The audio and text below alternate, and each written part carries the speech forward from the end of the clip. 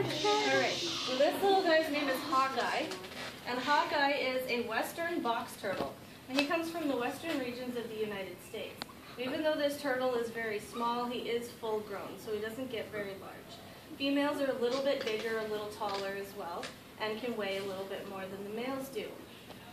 And this guy is found in sort of forested areas, and even though he's a turtle, he does not swim very well. He has very poor swimming abilities because he does not have web toes or flippers.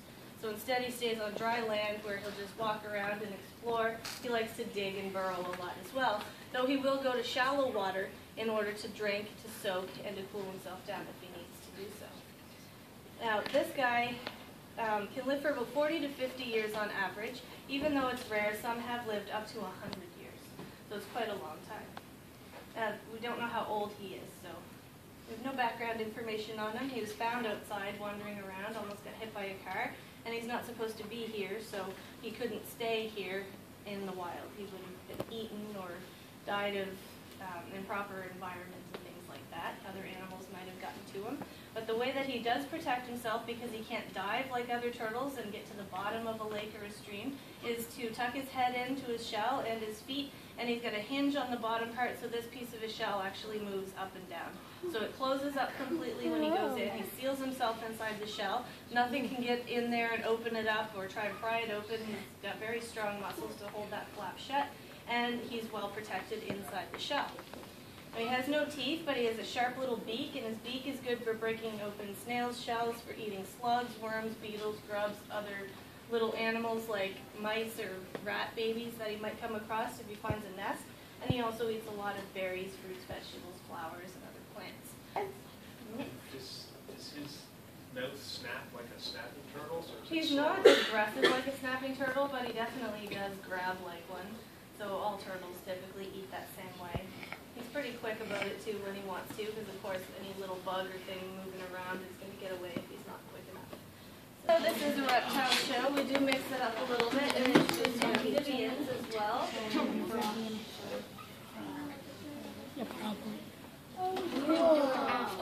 So this little guy is named Guacamole.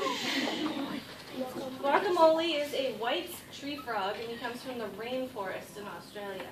So very moist, wet environment, nice and warm for him as well, so that he survives. He doesn't have to hibernate or anything like some of the frogs would around here. Some frogs actually have the ability to be frozen solid in a block of ice and can still reanimate when the ice melts. It's pretty freaky looking. I actually have a friend that worked at the Museum of Natural History for a while, and she was out back and she saw these blocks of ice, and all of a sudden the foot was twitching in it. So apparently they can freeze themselves solid. This guy wouldn't survive that for sure because of where he's from. He's not built for that sort of thing.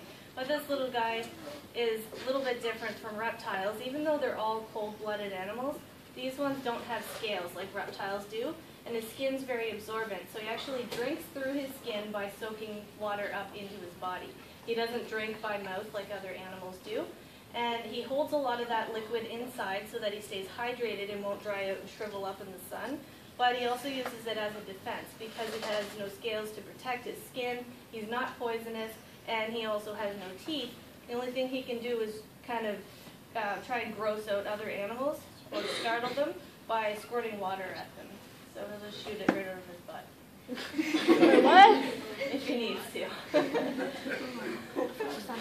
Now he can get a little bigger than this. Females are definitely bigger than the males, so it depends on the species or the type of animal. Sometimes the boys are bigger, sometimes the girls are. And his sticky toes allow him to do a lot of climbing, so he can get high up in the trees and stay amongst the canopies way up high so that he blends in with the leaves. But he also changes to a brown color as well, so he can blend in with parts of the bark on the trees if he stays in the trunk or the branches instead. And depending on his temperature, usually is how his color changes. Usually when I hold him for a while, my hands warm up his body and he changes a little more bright. And this guy eats all different types of bugs and other small creatures, and he's active mostly at nighttime. That looks like me too. Sorry, I need to. I was going 15 years, so he can live for quite a while compared to some other species of other animals. Doesn't quite sound like that. Another big difference between a reptile and an amphibian is reptiles all lay their eggs on dry land and amphibians lay theirs in the water.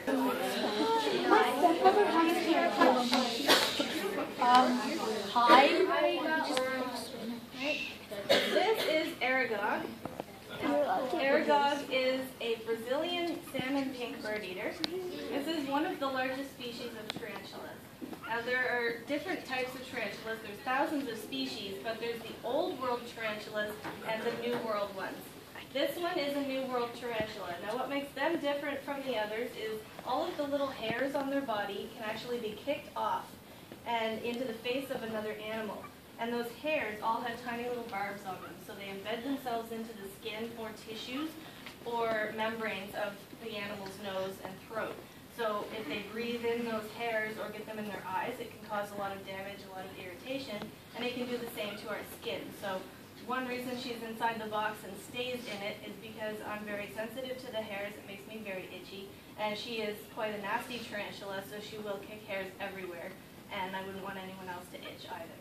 Also, she is venomous. You can't take the venom out of a spider or tarantula. Some people say that you can make them venomoid by cutting off the fangs, but what you're actually doing is rendering that animal unable to eat, which is extremely cruel and will eventually kill the animal. So you don't ever want to try and do that. And of course, you can't cut out their venom glands either. So you always want to be careful or cautious to not get bitten by these guys either. They don't have enough venom to kill a human, but if you're allergic to spider bites, you'll have a worse reaction than you would if it bit you and you weren't allergic, just like bee stings. So if you're allergic, it would be worse for you than someone that's not, who would give a little pain and swelling, and then you'd be okay after that. She doesn't spin intricate patterns in her webs like the spiders we see all the time around here, but whatever she's on. Some of them that live in trees will spin like a hammock that they'll hang out in sometimes to hide and to sleep. And then sometimes they'll even grab insects or other bugs and things and pull them into the webbing so that they can wrap them all up and save them for later if they're not wanting to eat now. The females of this species are a little bigger than the males. They live much longer, so they grow their entire life. The males typically live about 3 to 5 years. The females live about 10 to 15. So it's actually quite a big difference in the age of these animals. Now, they do have 8 legs like all other spiders, but if you try to count them, she's got 4 sets of... Just making it. Oh! Yes! That's Cool. That is awesome. The lizard. Or iguana or something. Right. And this guy's name is Java. And Java is a Euromastix, also known as a spiny-tailed lizard. And one of the kids in the first show I did today said he looked a bit like this Ankylosaurus. Is that how you say it? Ankylosaurus. The dinosaurs that have the spikes on their tail. And they use it for the same purpose, to protect themselves, and they'll pick up their tail and whack another animal with it if they get too close. Now the reason that's important for him is because he stores fat in his skin and his belly, and it makes him look really chubby and really meaty, so other animals might try to eat him. And his scales on his belly and his back are pretty soft as well, so he could have a pretty significant injury if an animal were to catch up to him and try to bite him. He does have a good bite himself if he needed to, but typically they'll use the tail before they'll use their mouth for protection. Now, every once in a while he'll whack something. He's only ever tried to sort of half hit me once, and that's because he was asleep and I scared him. But typically he's extremely pleasant. He's never tried to bite. He's very sweet. He's kind of curious and really funny.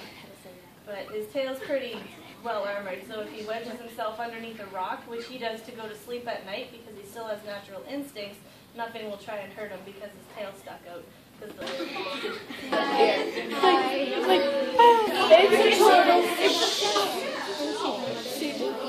Oh, my turtle. I like turtles. Oh, look at me. Oh! He's waving! No, that's Hi! Hi! Hi, people! Alright, this guy's name is Taco. And Taco is a red-footed tortoise. The easiest way to tell the difference between a turtle or a tortoise is to look at the feet. So as I explained with the box turtle, most turtles have webbed toes or flippers. Now, tortoises have little elephant-like feet. They're very round, very pokey, and they have tough scales on the bottoms, just like soles on your shoes, so they can eat a little bit of animal protein. So though it's rare, some of them have been seen in the wild eating dead animals. They will occasionally eat some slugs or snails or other